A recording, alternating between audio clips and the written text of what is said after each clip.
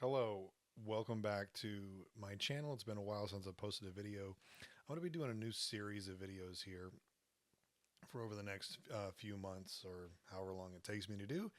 And what that series of videos is going to be, it's going to go over the all-time decades teams, right? So if you check out our Star Power Baseball and channel on Facebook, whatever you want to call those, we in 2026 are initiating what's called the Star Power Challenge.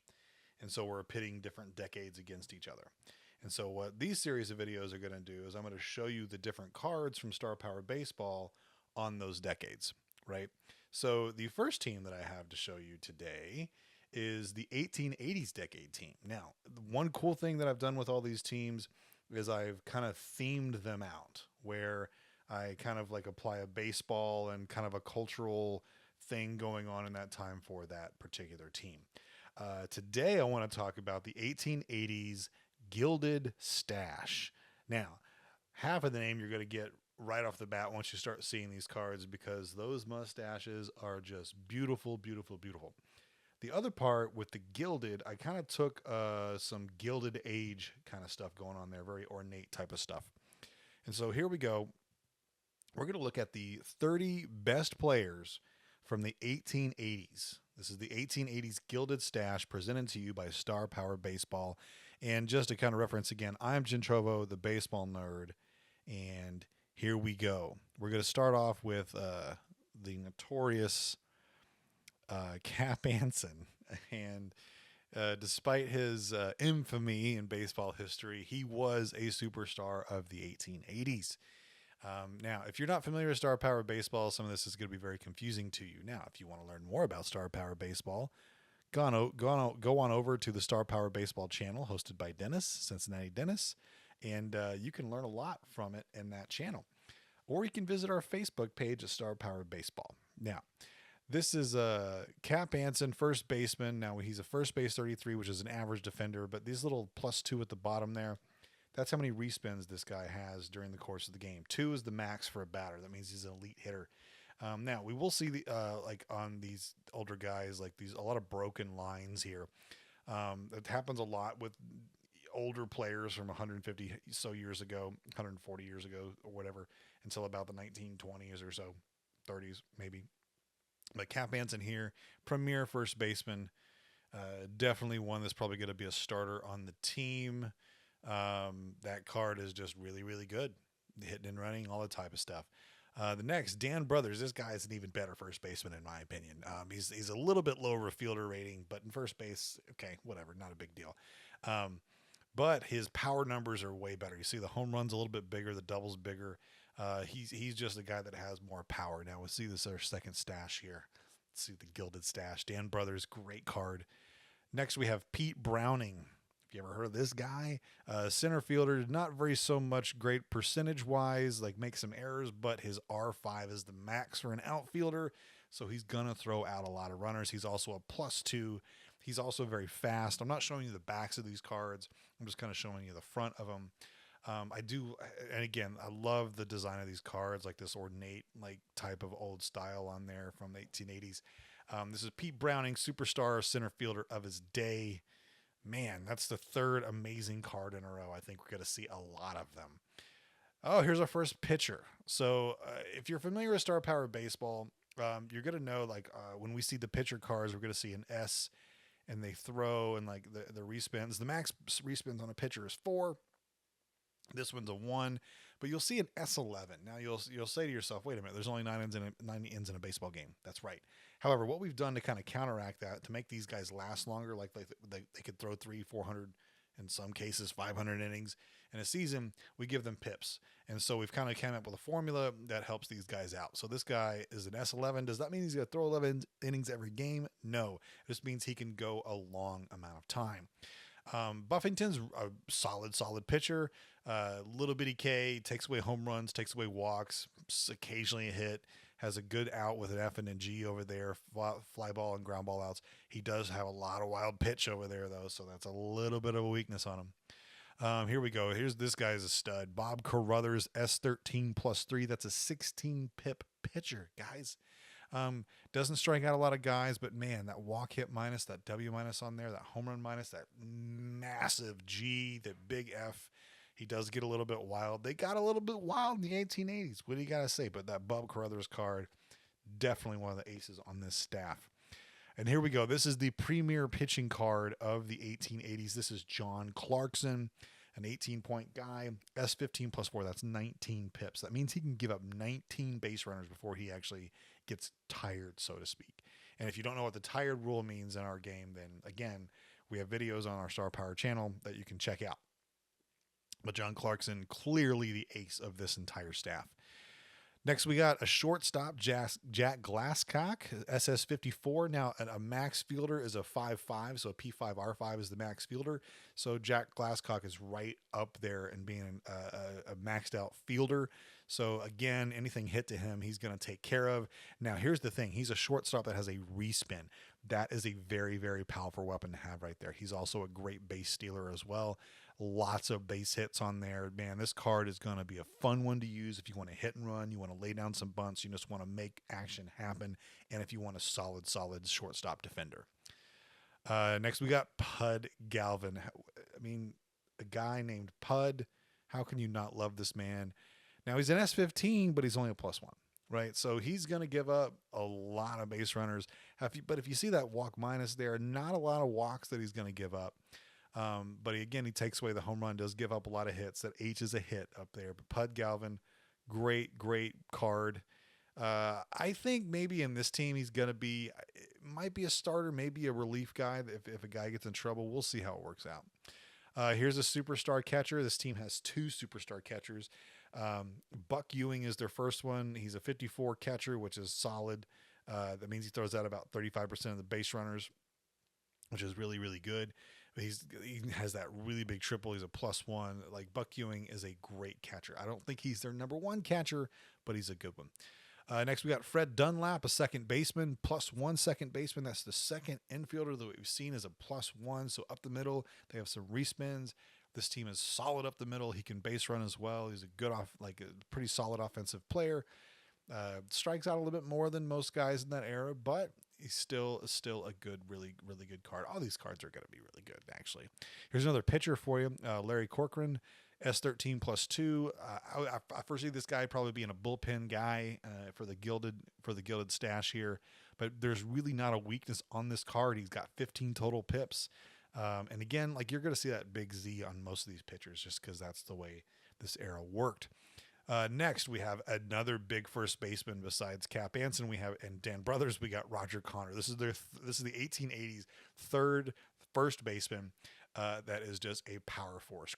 Connor's a +2 guy, big double, big walk, big triple. Like, Connor is a great card. I mean, he's pretty much similar to Cap Anson if you think about it. Next, we got George Gore, a center fielder. Again, the percentage is pretty low on the fielding, but the arm is great. George Gore is actually a very speedster guy. He's going to steal you lots of bases. He's going to get on base a lot, too, because that walk is really, really big. So George Gore, very, very solid guy. Next, we got Paul Hines, another center fielder. I put this guy probably a little bit above George Gore. Gore was a +1. Hines is a +1 as well. But Hines is a C5-5, P5R5. So he is an elite defender, the top tier defender you can be at any position. The 2 best, or the 3 best, would be center fielder, shortstop, and catcher, 55s. If you got those, then you're set. Second base, I guess, as well. But Paul Hines, again, look at this card. I love and if you can see these cards, you start seeing the mustache and all these guys. I think there's only about 2 or 3 that don't have it. But Paul Hines, I just love that little, like, kind of leaned back, sticking the gut out type of picture.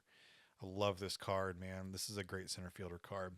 Next, we got this guy is amazing. I think he's a Hall of Famer if I'm not incorrect on that. Tim Keefe, an S14 +3. This guy's going to be a starter, definitely a starter for this team. Look at this card, dude. Nothing's wrong with it, man, except for that big Z. That's probably one of the biggest Z's I've ever seen. That's huge. But again, 17 pips. He's not coming out of the game. He's going to stay in it to win it. Went back to one. Next, we got here's their star catcher. We got King Kelly. He's not great as defensively as their previous catcher was. and Buck Ewing.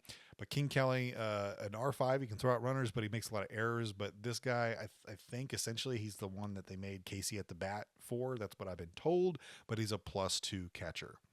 Whenever you see +2 catchers, when catchers have 2 respins, that's a supreme rarity.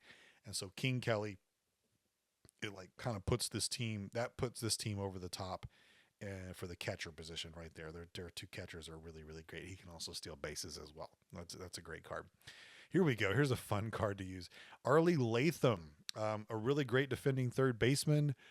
He's really, really fast. He steals a lot of bases. Now he's a +0 hitter though, so he's not great offensively, but he's still a really great card to use. And if you need to like have production, because he doesn't strike out a lot, right? So that broken 10 there is very, very small. So Arlie Latham is a very good defender, very solid piece. Next, we have another pitcher, Jim McCormick, another big time S14 +2 guy. And again, like a lot of these pitchers are going to probably look the same. But Jim McCormick's a great stud pitcher, probably middle relief guy and relief guy for this particular team.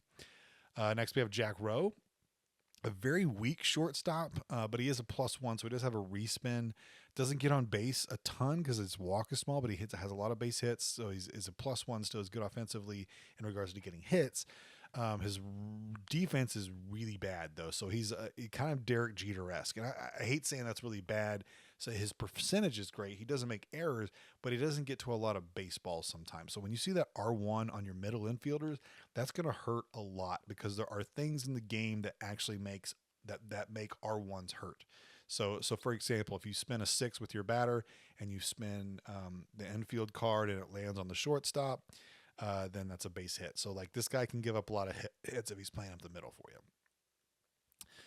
Next we have, here we go. This is a staple of this era. We have none other than Old Hoss Radbourn. So S15 +2. This guy is the stud of studs. Old Hoss. How can you go wrong with him? I think he's probably going to be in their starting rotation because I think starting rotations are 5 for this league that we're about to do, the Star Power Challenge. That's what I'm doing anyway. So I think he's probably going to be in that starting rotation. Next up, we got Jim O'Rourke. This guy plays lots of positions. He's kind of like a utility guy. He's a great left fielder. If you look at there, P5, R5, +1 guy. Great base hits. Broken 10, which is good because they don't strike out a lot. Tip O'Neill, this is one of their studs. This is one of their starting outfielders. He's a +2 outfielder. Steals bases. He can hit almost 400 if he gets hot. This card is solid. Tip O'Neill is one of the best cards on this team. Tony Mullane, I think if you know anything about baseball, is this the curveball guy? If I'm not mistaken, this guy is the curveball guy. But I love this. Now, okay, I said I saw the biggest Z I've ever seen in my life. I was completely wrong. This guy has the biggest Z I've ever seen in my life. That's got to be at least 30 degrees. It has to be. That's insane. That's crazy. But he's still a great card, S14 +2. Bid McPhee, a great middle infielder backup. If you want to put some late inning defense in there, 2B55. Can hit decent, but he doesn't have a respin. But I still think he steals a lot of bases, so good late inning guy. Harry Stovey, a good outfielder, another +2 guy. R5, good arms out in the outfield like usual. This is one of their heavy hitters. That's one of the biggest home runs they have on this team. So Harry Stovey is a good power hitter for this team. Next, another great power hitter. This guy's going to be a starter. Is we have Sam Thompson, one of the super studs of the day. I actually think Sam Thompson also might make the 1890s team. We'll see. So good power numbers, decent on base for him, but he's a +2 batter, super strong. John Ward made it as a pitcher. I didn't put him on there as a hitter. That did put him as a pitcher. S10 +2, so he's kind of like one of the weaker pitchers in regards to like PIP count, but that G is one of the biggest Gs you'll ever see in this game, comparable to upcoming 1900 set guy Addy Joss. Mickey Welch, Hall of Famer here. I love this pose. It's almost like a boxer pose. It's really great. S15 +2 pitcher. Again, Mickey Welch, and like a lot of these pitchers are going to look the same in this era. And they kind of do for every era because, that's just what happens, I think. But that's another great little solid pitcher for them. Deacon White, another guy that plays everywhere. This is 3B11. He's not the best fielder in all the positions that he plays, but he can play in multiple positions. And this guy is probably more of like a pinch hitter type of person, or if somebody gets hurt that needs to be filled in. It's like Deacon White's your guy. He can go all over the place. Oh, and finally, here we go. This is one of my favorite pictures in the whole set. This is Will White. I'm pretty sure this guy was in his 20s when they took this picture, and he does not look like it. But again, it's a solid card. S12 plus 2, like the massive G. Like these guys are this team's going to be fun to use. Lots of spinning, lots of playing to do. But that mustache right there, if you want to take the Gilded Stache name and apply it to this team, this is the card, because that right there is an Andy Reid mustache, everybody. That is just so good. That's a Wyatt Earp, whatever you want to call it, you know. So those are the team. That's the team. That's the 1880s Gilded Stache. What do you think of it? Let us know in the comments down below. If you don't know a lot about Star Power Baseball, ask some questions and I'll let you know more about it. So until next time, I'm Gentrovo, the baseball nerd. Thanks for watching.